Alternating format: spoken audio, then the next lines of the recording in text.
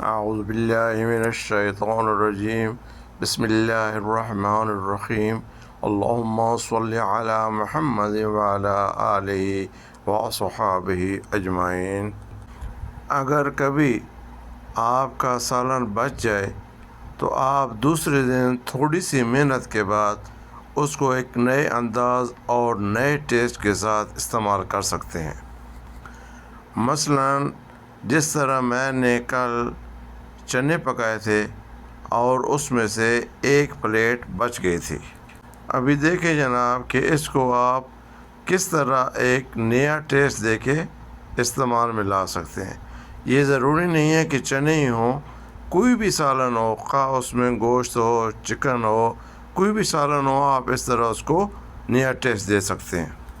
تو جناب ایک پلیٹ چنے کے لیے میں نے لے لیے 2 کپ چاول اور ان کو تقریباً میں نے آدھا گھنٹہ پکو کے رکھ دیا۔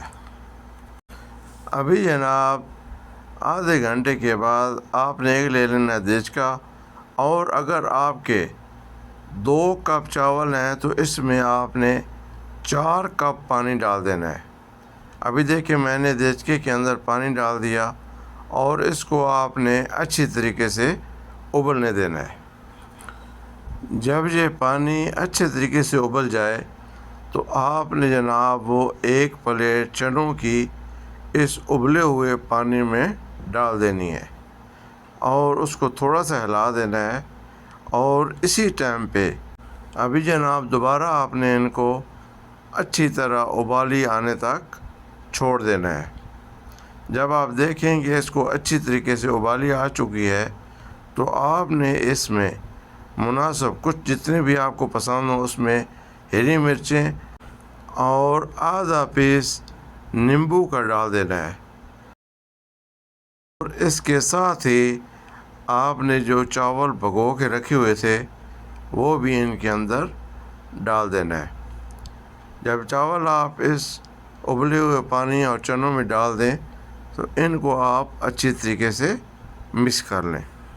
تھوڑے ٹائم کے بعد آپ کا یہ پانی خشک ہونا شروع ہو جائے گا اور ساتھ ساتھ چاول بھی گلنا شروع ہو جائیں گے، اور ان کی شکل اس طرح آپ کے سامنے آ جائے گی۔ تقریباً 70% چاول آپ کے گل چکے ہیں اور پانی بھی خشک ہو چکا ہے۔